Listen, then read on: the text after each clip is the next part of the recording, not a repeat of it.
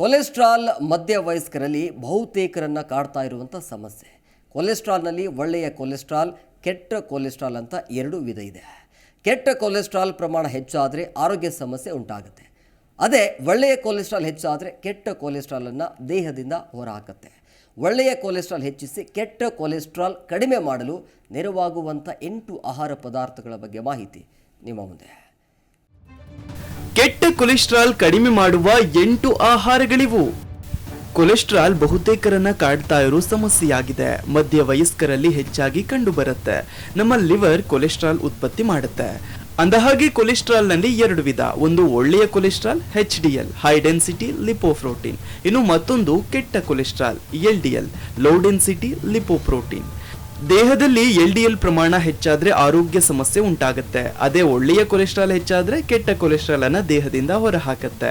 ಆದ್ದರಿಂದ ಕೆಲವು ಆಹಾರಗಳ ಮೂಲಕ ದೇಹದಲ್ಲಿ ಒಳ್ಳೆಯ ಕೊಲೆಸ್ಟ್ರಾಲ್ ಹೆಚ್ಚಿಸಿ ಕೆಟ್ಟ ಕೊಲೆಸ್ಟ್ರಾಲ್ ಕಡಿಮೆ ಮಾಡಲು ಸಹಕಾರಿ. ಕೊಲೆಸ್ಟ್ರಾಲ್ ಕಡಿಮೆ ಮಾಡಬೇಕು ಅಥವಾ ಕೊಲೆಸ್ಟ್ರಾಲ್ ಸಮಸ್ಯೆ ಬರಲೇಬಾರದು ಅಂತ ಬಯಸೋರು ಬಾರ್ಲಿ ಮತ್ತು ಓಟ್ಸ್ ಅನ್ನ ಸೇವನೆ ಮಾಡೋದು ಒಳ್ಳೆಯದು. ಪ್ರತಿನಿತ್ಯ 120 ರಿಂದ 200 ಗ್ರಾಂನಷ್ಟು ಓಟ್ಸ್ ಬಾರ್ಲಿಯನ್ನ ಸೇವನೆ ಮಾಡೋದು ಉತ್ತಮ.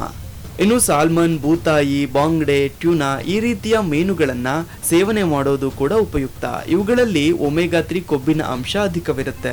ಈ ಒಳ್ಳೆಯ ಕೊಬ್ಬಿನ ಅಂಶ ಒಳ್ಳೆಯ ಕೊಲೆಸ್ಟ್ರಾಲ್ ಹೆಚ್ಚಿಸಲು ಸಹಕಾರಿ.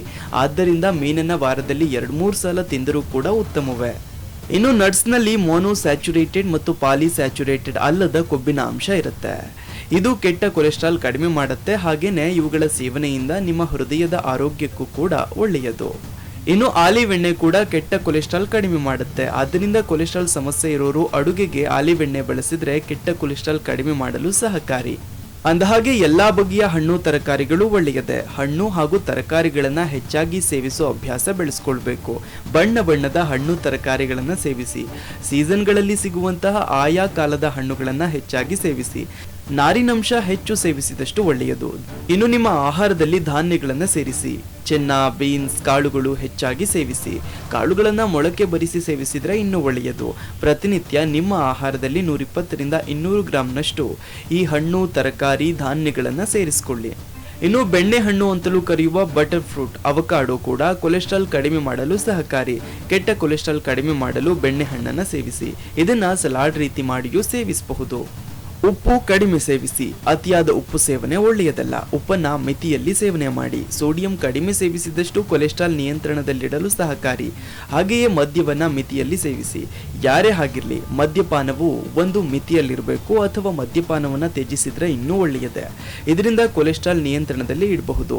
ಆರೋಗ್ಯಕ್ಕೂ ಈ ಬೆಳವಣಿಗೆ ಒಳ್ಳೆಯದು. ಕೊಲೆಸ್ಟ್ರಾಲ್ ಹೆಚ್ಚಾದ್ರೆ ಅದು ಹೃದಯದ ಆರೋಗ್ಯಕ್ಕೆ ಅಪಾಯ.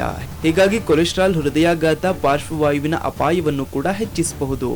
ಹೀಗಾಗಿ ಒಳ್ಳೆಯ ಕೊಲೆಸ್ಟ್ರಾಲ್ ಪ್ರಮಾಣವನ್ನು ಹೆಚ್ಚಿಸುವ ಹಾಗೆಯೇ ಕೆಟ್ಟ ಕೊಲೆಸ್ಟ್ರಾಲ್ ಅನ್ನ ತಗ್ಗಿಸುವ ಮತ್ತು ದೇಹದಿಂದ ಹೊರಹಾಕುವ ಈ ಎಲ್ಲ ಆಹಾರವನ್ನ ನಿಮ್ಮ ಆಹಾರ ಕ್ರಮದಲ್ಲಿ ಸೇರಿಸಿಕೊಳ್ಳಿ.